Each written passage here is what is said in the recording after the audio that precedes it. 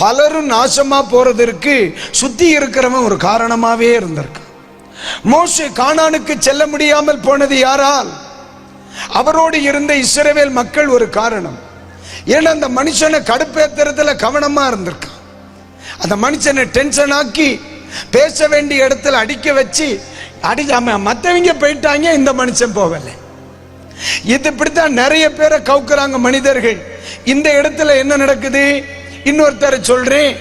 தாவீது கோலியாத்தை கொன்னுட்ட. தாம இங்கேயாவது கொயர் வலது பக்கம் ஆண்களும் இடது பக்கம் பெண்களும் இருக்காங்க. அங்க தாவீது என்ன கொயரா வச்சிருந்தார்.